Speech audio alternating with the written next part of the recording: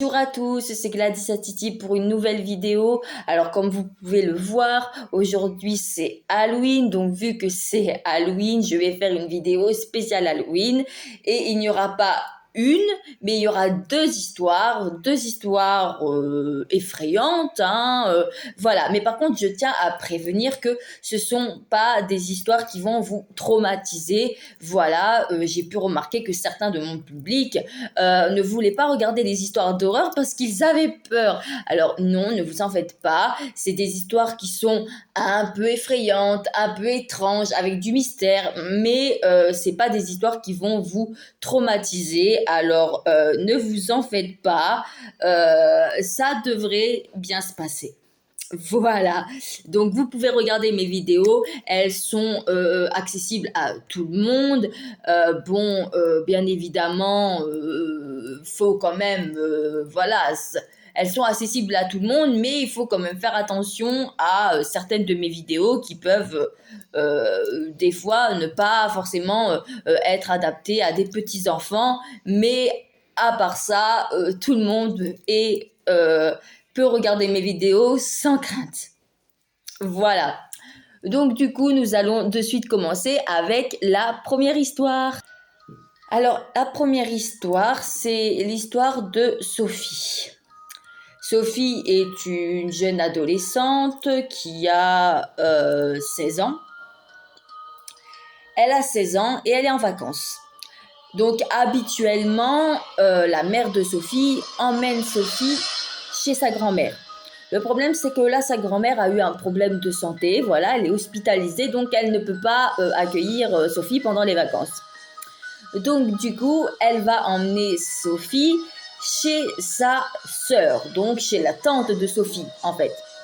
Et Sophie est pas très chaude à cette idée parce que, ben, voilà, les enfants, elle les connaît sans plus. Et du coup, bon, ben voilà, les enfants de sa tante, donc ses cousins, elle les a très rarement vus. Elle les a très rarement vus. Et puis, en plus de ça, ben, ça fait très longtemps qu'elle les a pas vus, en fait. Ça fait très longtemps. Donc, du coup, elle n'est pas trop chaude à l'idée d'y aller, surtout que elle aimerait que sa mère lui fasse confiance et accepte de la laisser à la maison sans forcément l'envoyer chez quelqu'un. Le problème, c'est que la mère de Sophie est quelqu'un de très prudent et elle ne veut pas laisser sa fille seule chez elle pendant une durée de 2 semaines, qui est la durée des vacances. Et du coup, elle décide quand même d'envoyer sa fille chez sa sœur. Sophie ne se rappelle plus trop de ses cousins et de sa tante. La dernière fois qu'elle les a vus, elle était petite, donc elle se souvient plus trop de comment ils sont. Donc voilà, elle est un peu stressée et un peu saoulée aussi de devoir partir de chez elle lors de ses vacances. Voilà. Donc elle arrive à comment ça s'appelle? Elle arrive chez sa tante, voilà, donc sa tante s'appelle Kelly et du coup, arrivée chez tante Kelly, elle va poser ses affaires mais il y a quelque chose qui la dérange. Voilà, il y a quelque chose qui la dérange. Donc quand elle rentre dans la maison, elle a un malaise. Elle a un malaise. Elle ne saurait pas l'expliquer, mais elle se sent oppressée dans cette maison. Elle se sent vraiment pas bien. Et du coup, ben voilà, elle le fait savoir à sa tante. Et sa tante lui explique que c'est tout à fait normal, que ça fait très longtemps qu'elle n'est pas venue dans cette maison et que ça lui passera. Voilà. Que c'est juste le temps qu'elle s'habitue un peu au lieu et à la famille en général.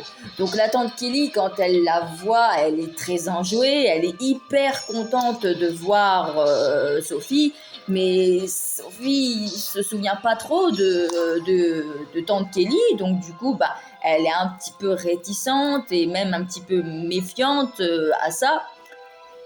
Et du coup, les choses vont se passer assez bien au début.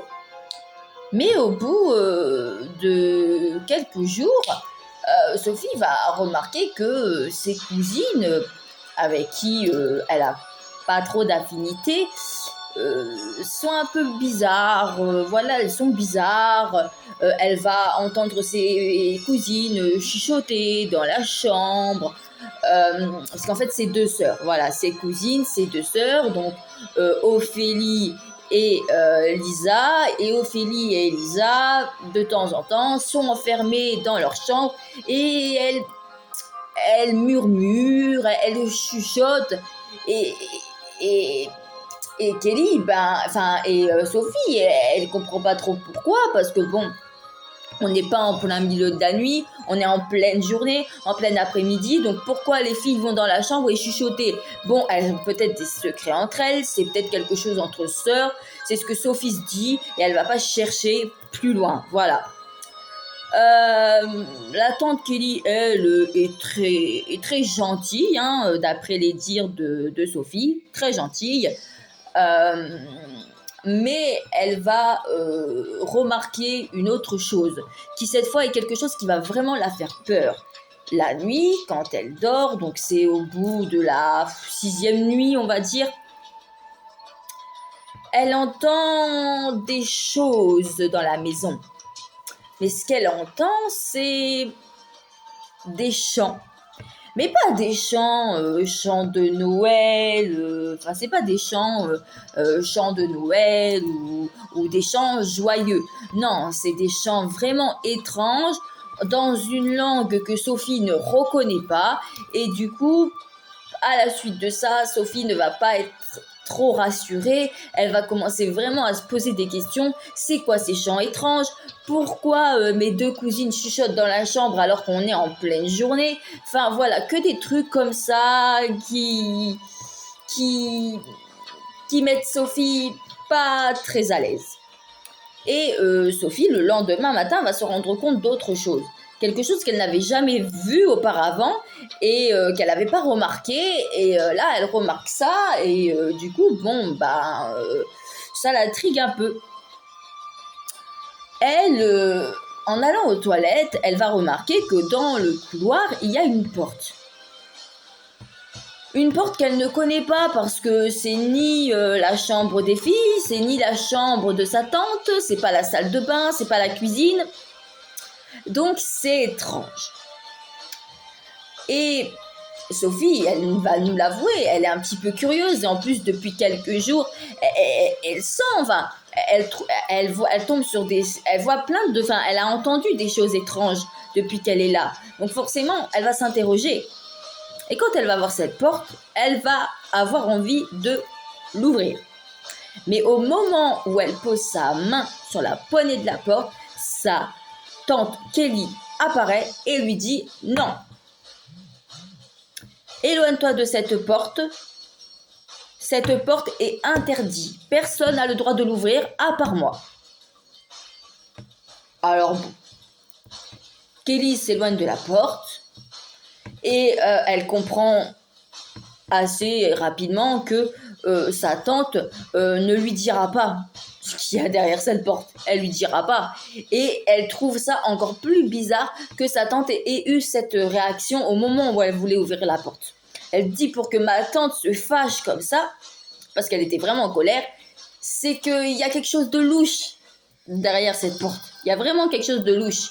Et Sophie décide qu'elle veut découvrir, qu'elle veut voir ce qu'il y a derrière cette porte, parce que pour elle, ce n'est pas possible de rester dans cette maison avec tous les mystères qui tournent entre les sœurs qui chuchotent, les chants bizarres. Et d'ailleurs, elle nous dira que les chants bizarres ont lieu toute la nuit maintenant. Toutes les nuits, elle entend ces chants bizarres. Toutes les nuits, elle est terrifiée dans son lit. Elle n'ose pas sortir, même pas pour aller faire pipi. Elle a peur, voilà. Et elle nous dit que par rapport à ça, il faut qu'elle découvre. Elle sent qu'il se passe quelque chose dans cette maison et elle veut comprendre ce qui se passe. Elle veut comprendre. Alors, au départ, elle va appeler sa mère, d'accord? Elle va appeler sa mère et elle va lui poser des questions sur sa tante Kelly et sur ses cousines. Mais la mère ne va pas trop comprendre. Elle va lui dire « Mais pourquoi tu me poses toutes ces questions? Qu'est-ce qui se passe ?» Et du coup, Kelly, excusez-moi, Sophie va raconter à sa mère ce qu'elle a entendu. Et elle va lui raconter cette histoire de pièces que personne n'a le droit d'ouvrir dans la maison.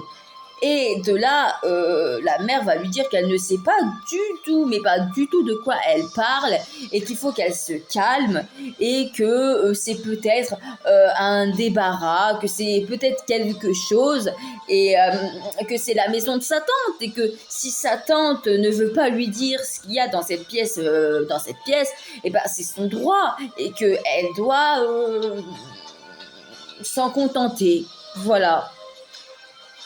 On va dire que Sophie est un peu déçue, elle attendait plus de soutien venant de sa mère, mais bon. Et du coup, elle voudrait sortir en pleine nuit pour pouvoir ouvrir cette fameuse porte. Mais le problème, c'est que la nuit, il y a quelque chose. Il y a les chants étranges. Et quand il y a ces chants-là dans la maison, bah, Sophie, elle a peur et elle n'a pas envie de sortir. Elle ne veut pas sortir. Elle a trop peur, justement. Donc, du coup, par rapport à ça,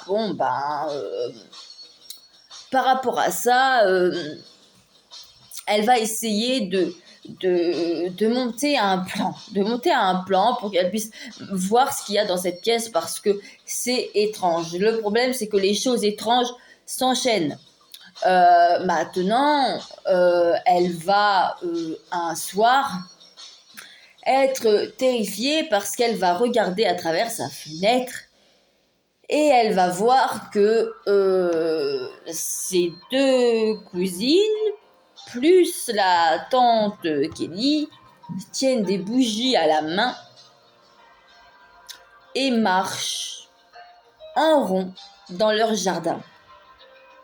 Et là, il y a ça, les chants sont de plus en plus forts, sont de plus en plus dérangeants, les cousines sont de plus en plus cachotières, elles chuchotent entre elles, et parfois même, elle dira que des fois, une de ses deux cousines, Ophélie, la regarde fixement, mais avec un regard méchant et malveillant. Et par contre, sa tante Kelly, elle reste normale la journée, hein, il n'y a pas de souci, elle est très bien, elle est très gentille avec Sophie. Mais voilà, Sophie a peur, elle sent qu'il se passe des choses étranges ici. Elle n'a pas envie de rester dans cette maison. Elle n'a pas envie de rester dans cette maison quand elle voit tout ce qui se passe. Alors, du coup, elle va finir par dire qu'elle n'aura jamais l'opportunité d'ouvrir cette porte. Et que de toute façon, elle a trop peur et qu'elle ne peut plus rester dans cette maison. C'est plus possible. Alors, elle appelle sa mère et elle demande à sa mère, elle supplie sa mère de venir la chercher. Mais sa mère lui dit qu'elle ne peut pas, qu'elle est en plein travail et qu'elle viendra chercher Kelly dans une semaine. Enfin, Sophie dans une semaine. Je sais pas ce que j'ai à confondre les deux noms, c'est horrible. Et du coup, c'est pas forcément ce que Sophie avait envie d'entendre, hein, vous vous en doutez bien. Et un soir, elle va vraiment se dire que il faut qu'elle porte ses noisettes et qu'elle y aille, quoi. Hein, voilà. Il faut qu'elle y aille. Elle doit voir ce qu'il y a derrière cette porte. Alors, elle va se lever, elle va ouvrir lentement, doucement sa porte. Elle va remarquer que les chants ont lieu au rez-de-chaussée parce que c'est une maison à étage. Donc, dans l'étage, il y a les chambres avec cette pièce étrange et qu'au rez-de-chaussée, il y a le salon et la cuisine. Donc, du coup, elle ouvre discrètement sa porte et elle essaye de ne pas faire de bruit. Et elle marche tout doucement pour pas qu'on l'entende. Elle arrive devant cette fameuse porte. Et là, elle ouvre la porte. Et quand elle ouvre la porte, son cœur se fige. Elle est figée parce que ce qu'elle y découvre, c'est trop pour elle. C'est trop. Et elle va nous expliquer qu'à ce moment-là, elle est tétanisée. Elle est devant cette pièce et elle est incapable de bouger, incapable de parler, incapable de crier. Elle ne peut rien faire. Elle est figée par la peur. Et ce qu'elle y découvre, c'est une femme allongée, attachée en position fétale, avec poignets et chevilles liées, nue, avec sur son torse un symbole dessiné avec ce qui a l'air être soit du sang, soit une encre rouge, mais Sophie dira que ça avait plus l'air d'être de l'encre rouge, que ça n'avait pas l'air d'être du sang, et la jeune femme est inconsciente. Et autour d'elle, autour de cette femme est au milieu d'un pentagramme. Donc je ne sais pas si vous savez ce que c'est un pentagramme, je vais vous l'expliquer. C'est une croix. Enfin une croix. C'est une étoile. Une étoile un peu space. C'est une étoile un peu space. Voilà. Et c'est la croix du diable. C'est comme ça qu'on l'appelle. Et du coup, cette femme, elle est au milieu de ce cercle avec cette croix. Et autour d'elle, il y a des bougies par centaines. Il y a une odeur qui sent mauvais, qui s'échappe de cette pièce. Et elle voit que il y a des choses plus terrifiantes les unes que les autres. Il y a des animaux empaillés. Il y a des chaînes, il y a plein de choses dans cette pièce que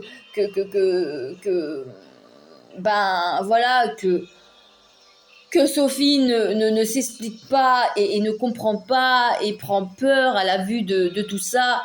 Et du coup, quand elle voit ça, à un moment donné, elle finit par récupérer l'usage de son corps.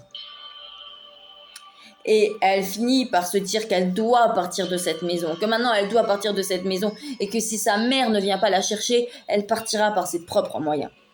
Donc du coup, elle sort de cette pièce et là, elle tombe sur une de ses cousines. Une de ses cousines est en face d'elle, une bougie à la main avec un regard allumé et d'un seul coup, elle va dire: maman, il y a un problème. Alors quand elle dit ça, Kelly monte à l'étage et Kelly va voir sa nièce, donc Sophie, debout. Et elle va comprendre que Sophie a désobéi, a ouvert cette pièce et a vu ce qu'il y avait dedans. Et de là, Kelly va devenir ultra méchante. Elle va lui dire: espèce de petite peste, je ne t'avais dit de ne pas ouvrir cette pièce, tu ne devais pas savoir, tu ne devais pas comprendre. Mais aujourd'hui que tu sais, aujourd'hui que tu as vu tout ça, je vais devoir me débarrasser de toi. Et je dirai à ta mère que tu as eu un accident ou que tu as disparu. Mais je ne peux pas te laisser en vie. Après ce que tu viens de découvrir, je suis désolée. Je t'avais demandé de ne pas t'en mêler, mais tu as été têtu et tu as cherché à comprendre. Et maintenant que tu as compris, je vais devoir t'éliminer. Et dès qu'elle a entendu cette phrase, elle va prendre ses jambes à son cou et elle va partir. Elle va se mettre à courir et elle va dévaler les escaliers. Mais le problème, c'est qu'il y a son autre cousine qui lui barre le passage.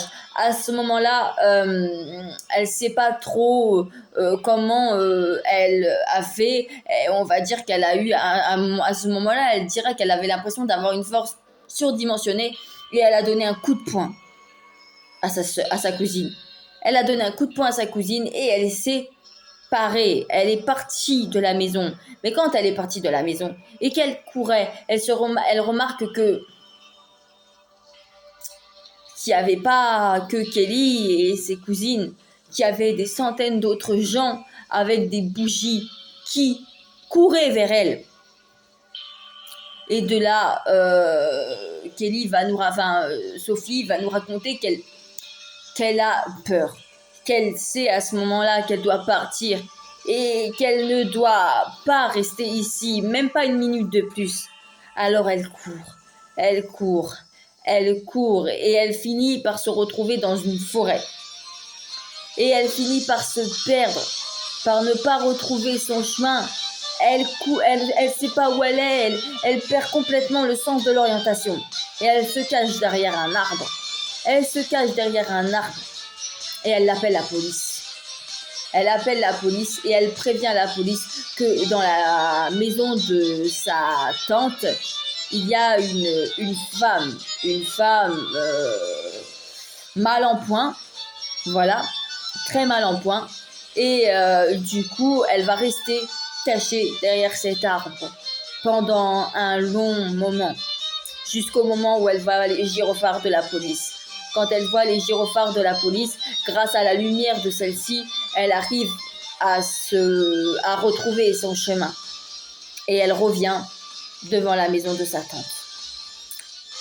Et de là, la petite Sophie va être évacuée, elle va être ramenée chez sa mère et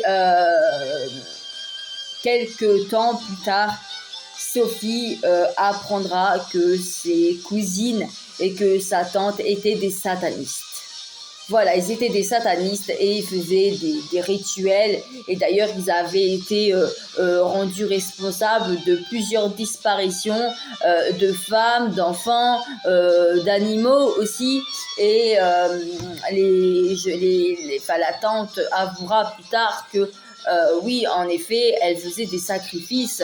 Chaque mois, une fois par mois, elle faisait un sacrifice. Et du coup, elle a tué des centaines d'animaux, des centaines de femmes et des centaines d'enfants pour donner une offrande, un sacrifice au malin qui est le diable en fait. Et du coup, voilà, elle se dénommait être des adeptes de Satan. Et du coup, par rapport à ça, voilà quoi, hein. Elles ont bien fait comprendre que qu'elles étaient à fond dans ce truc-là et qu'elles n'étaient pas la seule. Il y avait des centaines de gens. C'était une secte en fait, une secte satanique. Voilà, c'est dans ce truc-là que Sophie a été embourbée. Elle était très loin de savoir que sa tante et que ses sœurs, enfin que sa tante et que ses cousines étaient comme ça. Et du coup, de là, elle va demander à sa mère si sa mère était au courant de ça. Et sa mère lui dira que non, qu'elle ne savait pas. Qu'elle ne savait pas que sa sœur faisait ça et que si elle avait su ça, elle n'aurait jamais envoyé sa fille là-bas. Voilà. Donc voilà, là c'est la fin de cette première histoire, donc l'histoire de Sophie. Voilà, maintenant nous allons entamer la deuxième histoire, la deuxième et dernière histoire de cette vidéo. Alors, cette histoire, c'est l'histoire de Tom. Tom est un garçon assez solitaire et pour dire la vérité, il n'a jamais vraiment eu de copine dans sa vie.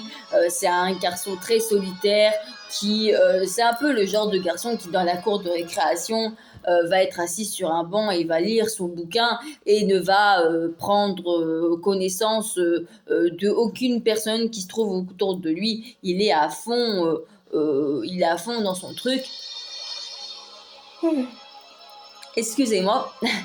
Il est à fond dans son truc et il prend pas, il oublie tout le monde qu'il y a autour. Mais Tom, lui, il est présent surtout sur Internet. Voilà, sur Internet, il est présent et il va parler, il fait partie de plusieurs groupes, il fait partie il a trouvé un blog et sur ce blog, il communique avec beaucoup de personnes, mais c'est que du virtuel, voilà. C'est que du virtuel parce que Tom nous expliquera qu'il n'est pas à l'aise avec les gens physiquement et qu'il préfère parler avec ces gens virtuellement parce qu'il se sent mieux. Voilà, il se sent mieux comme ça. Et du coup, c'est pour ça qu'il dit je préfère parler avec les gens à travers un écran que devoir leur parler en face à face. Donc, du coup, il va parler et un jour, une fille va parler sur ce blog. Et quand Tom va échanger quelques mots avec cette fille, il est subjugué. Il remarque que cette fille est intelligente, qu'elle a l'air intelligente, qu'elle parle de sujets vraiment sérieux. Et en plus de ça, elle dira à Tom qu'ils ont plusieurs points en commun, qu'il a l'air d'être un garçon gentil. Et de là, Tom, il nous explique qu'il tombe sur le charme de cette fille. Et il ne la connaît pas, hein, il l'a jamais vue, mais à voir comment elle parle et à voir comment elle discute, il est à fond. Voilà, il est à fond, il est mordu, comme on dit. Et du coup, il veut voir cette fille. Il dit que ça va l'étonner parce que habituellement, il aime pas rencontrer les gens. Il l'a dit d'ailleurs. Mais là, il avait envie de la rencontrer. Il avait envie d'apprendre à la connaître. Il avait envie de savoir qui était cette fille. Cette fille lui dira qu'elle s'appelle Cindy. Et Tom, il veut voir Cindy. Alors Cindy n'est pas contre, elle lui dit même qu'elle serait ravie de faire sa connaissance en vrai cette fois-ci. Et du coup, il va rencontrer Cindy. Et il va nous dire que le jour J, il se fait beau comme jamais. Il fait tout pour... il sort le grand jeu, comme on dit. Et quand il va voir Cindy, il va nous dire que il tombe fou amoureux d'elle, qu'elle est ravissante, qu'elle a de magnifiques cheveux bruns avec des yeux verts et elle a une peau très pâle et elle est magnifique. Voilà, c'est ce qu'il nous dira, c'est ses termes. À la suite de ça, ce qui va se produire, c'est que Cindy et Tom vont entamer une relation. Ils vont entamer une relation amoureuse et il va nous dire que les premiers mois, c'est le paradis. Voilà, c'est le paradis. Il revit, il vit sa vie à 100 à l'heure et il nous dira qu'il n'a jamais autant profité de la vie que quand il était avec Cindy, quoi.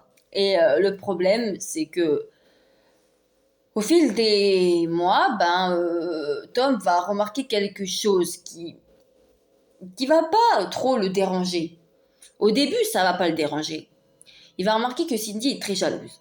Cindy refuse que Tom parle à une autre fille et d'ailleurs Tom nous dira qu'il parlait à personne, hein, à part sur son blog il parlait à personne, mais sur son blog il parlait à énormément de monde et de là Cindy va lui dire je veux que tu supprimes toutes les filles de ton blog et que tu ne parles à aucune fille, même si c'est que sur le blog, même si c'est que par rapport à l'ordinateur, je ne veux plus que tu parles avec aucune fille.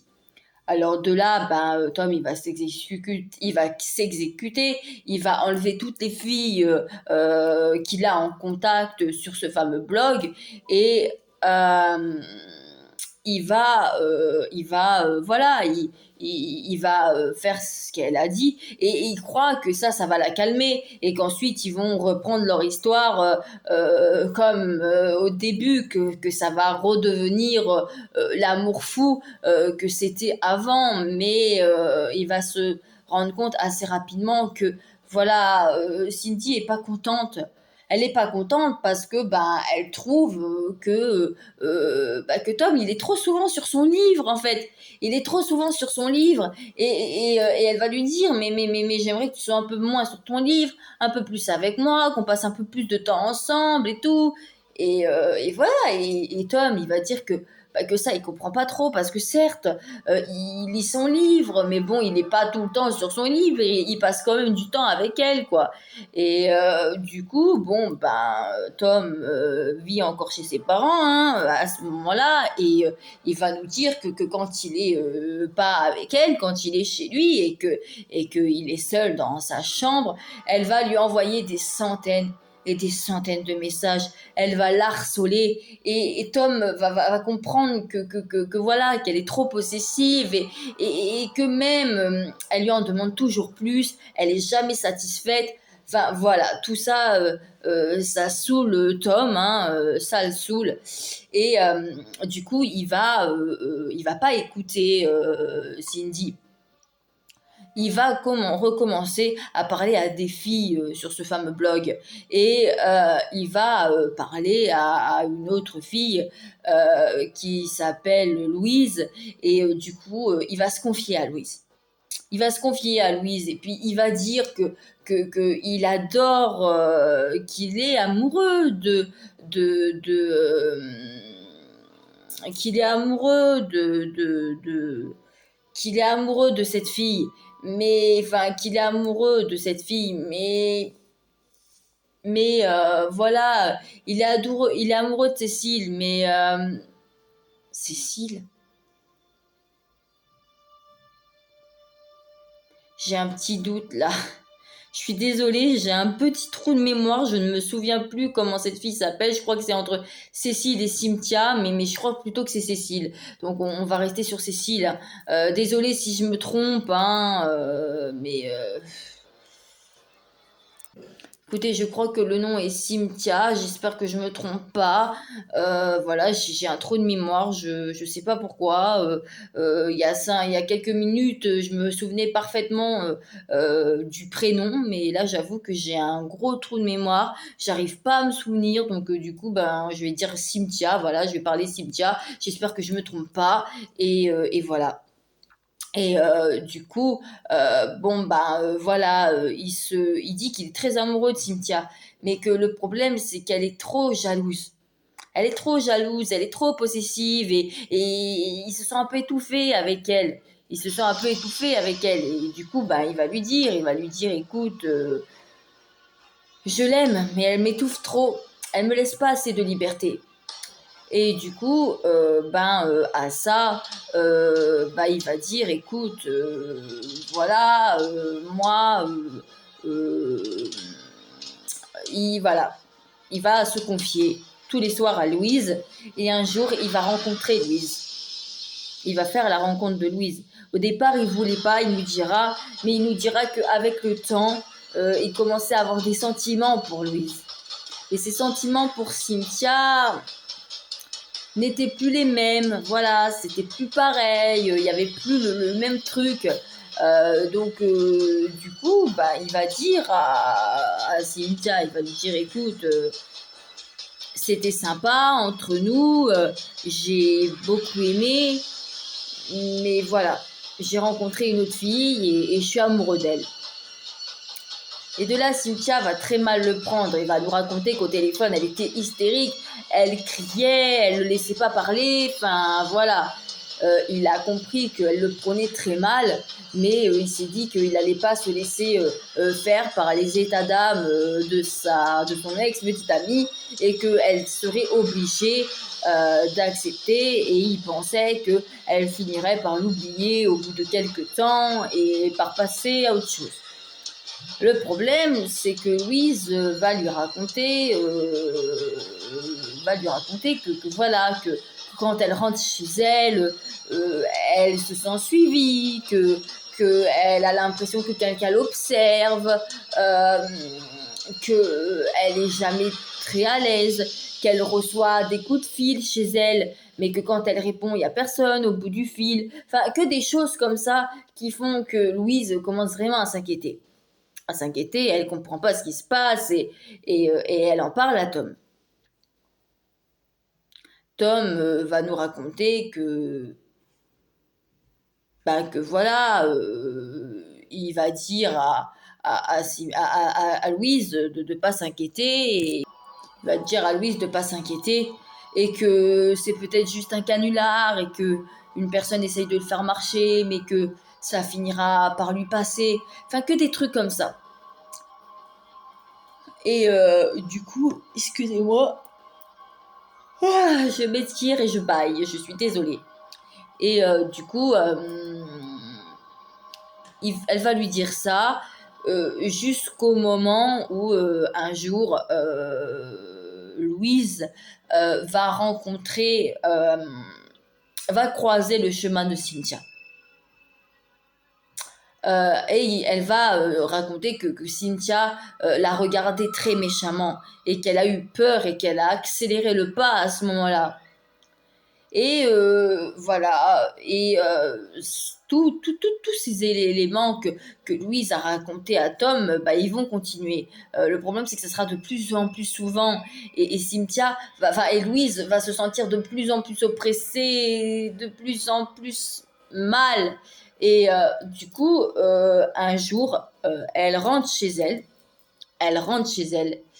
et elle va se faire attaquer. Cynthia va lui sauter dessus. Elle va la mettre par terre.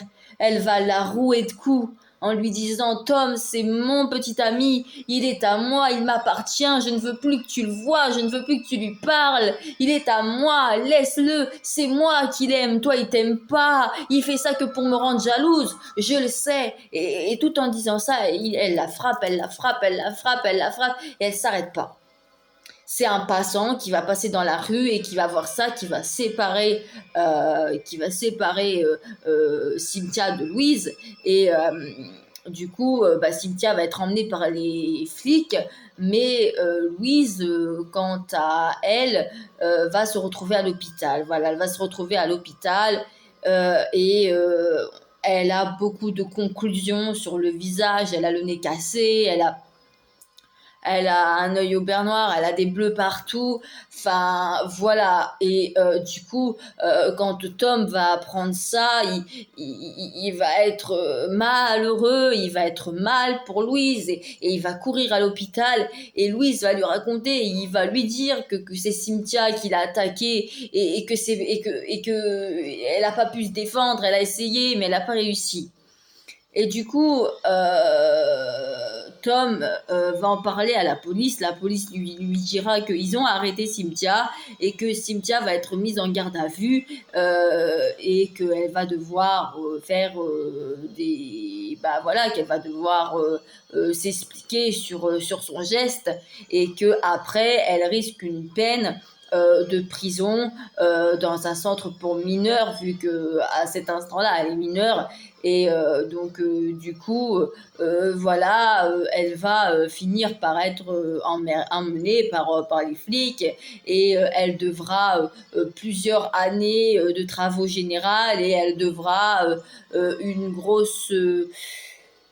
payer une grosse amende à Louise pour la dédommager de cette agression dont elle a fait preuve. Mais voilà. À la suite de ça, malheureusement, Louise décidera de se séparer de Tom. Elle lui dira qu'elle est désolée, mais que pour elle, c'est beaucoup trop, et que elle veut pas risquer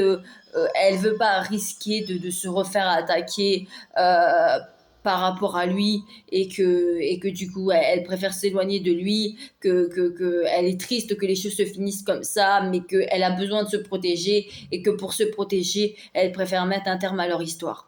Voilà, donc Tom nous dira qu'il était très triste, qu'il en veut à Cynthia d'avoir bousillé sa vie comme ça, et que à cause de lui, ben, Louise refuse de le revoir, et ça, voilà, il en est malheureux, et il en veut à Cynthia par rapport à ça. Et d'ailleurs, je pense que c'est tout à fait mérité. Je pense que on en voudrait tous à son ex. Si ton ex te fait casser avec une nouvelle personne avec qui tu es bien. Voilà, donc les deux histoires sont finies. J'espère que les histoires vous auront plu. Je suis désolée pour mon trou de mémoire sur la deuxième histoire où j'ai pas réussi à me rappeler. J'espère que Cynthia était le bon nom et que je me suis pas trompée. Je suis vraiment désolée pour ça, et j'espère que ces histoires vous plairont. Et bien évidemment, Happy Halloween. Au revoir.